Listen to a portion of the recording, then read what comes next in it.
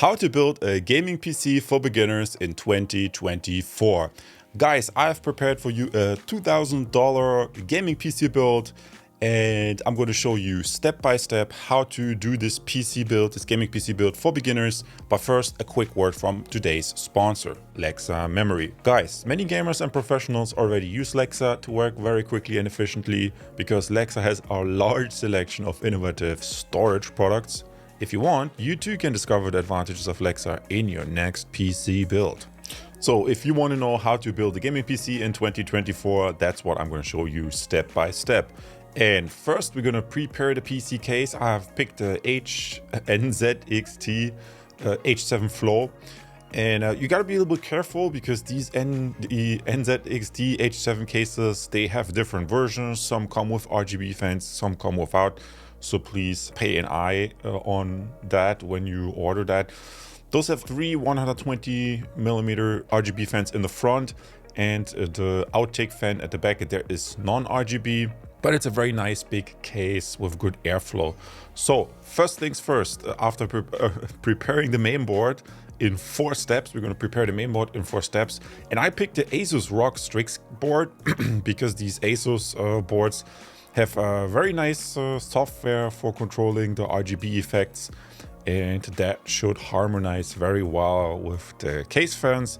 And also, in addition, this ROG Strix board has a very good power design, in my opinion, 12 plus 2 phases. I personally like to spend a little bit more on these boards.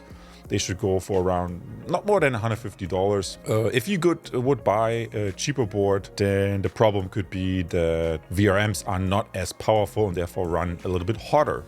But before I digress any further into these technical details, let's do the first step and install the processor for preparing the board. And we're going to put on there a Ryzen 5600X. Very budget friendly, very energy efficient CPU that works with a lot of graphics cards, and it's also very easy to cool. That's another benefit. Please pay attention to this small mark. Carefully put that in the socket and then tighten that down, and we can jump to the CPU cooler.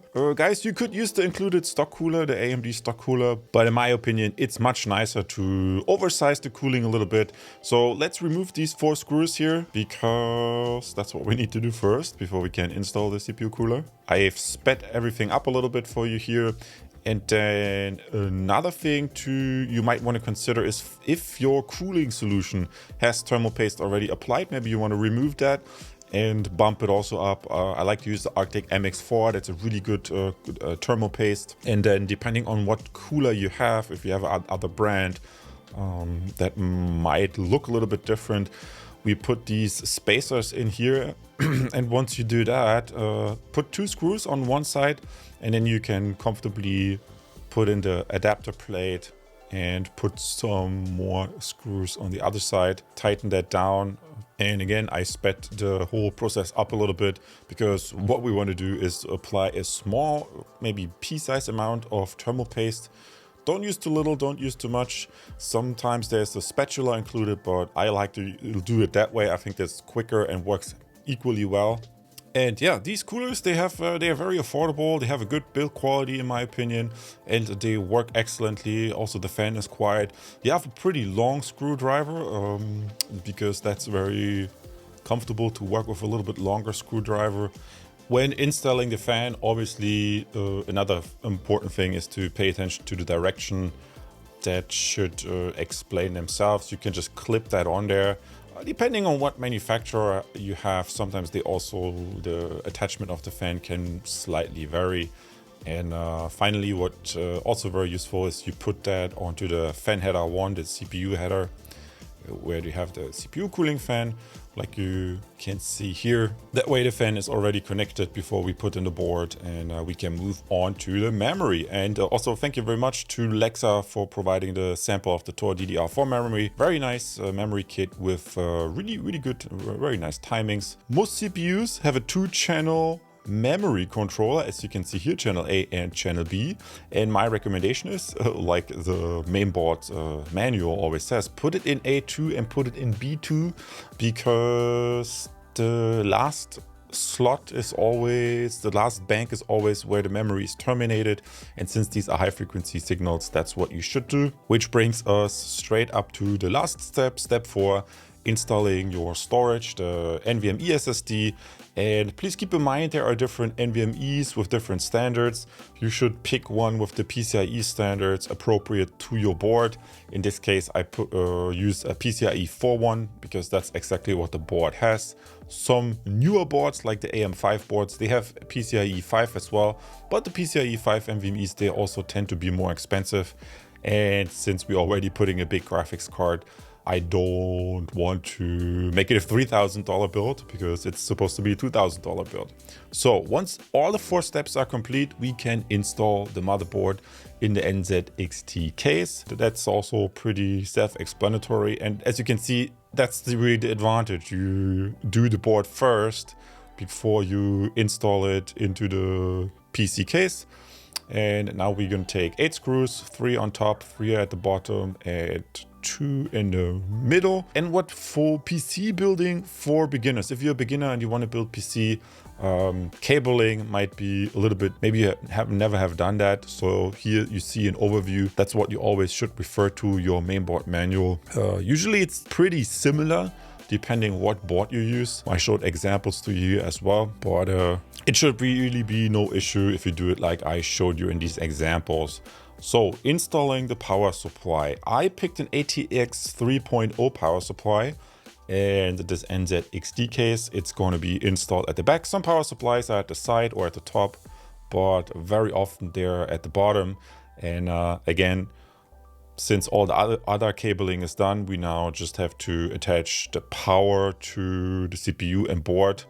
Like you can see here, that works. That should be pretty easy, probably the most easy cabling.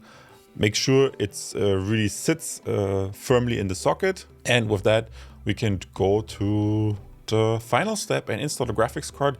Guys, this is a really big graphics card, RTX 4080. I like that graphics card because sometimes these premium models, I mean, you could always take a cheaper one. You don't have to take the tough gaming. It's a little bit of a premium design from Asus. But I like that because you see the cooling solution is really good and it's a powerful card. It draws more energy. So you want to have a good cooling solution so you have a quieter system. See how big these fans are, guys? So I'm very excited. Let's put that thing in. But first, I can't harp enough on to that beginning with the RTX 4070. You usually will find these new 16-pin HPVR connectors that are that are part of the new PCI 3 standard. And I think it's much better if you do a new build, if you straight up get an ATX 3.0 power supply. So don't miss to get a power supply that has this new connector. Otherwise, you always have to use these adapter cables. That's not as nice in my opinion. But since I told you to pay attention to ATX 3 standard power supply, that should be a non-issue. You're aware of that right now. Here you can make it a little bit more stable. Once more, that's the adapter cable. That's what your power supply ideally should have if you're doing a new build.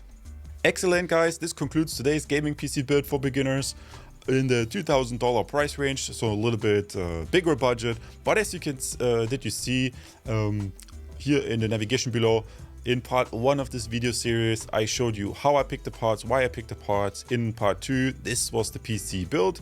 And now in part 3, we're going to test this PC build with benchmarking everything, comparing it, for example, against RTX 4070, against the Ryzen 5 platform or the X3D on the AM4 platform, to see when there potentially could be CPU bottlenecks, which graphics card matches well. But all this is coming up in the next video. You find that in the playlist below. Leave a subscribe and I'll see you in the next video.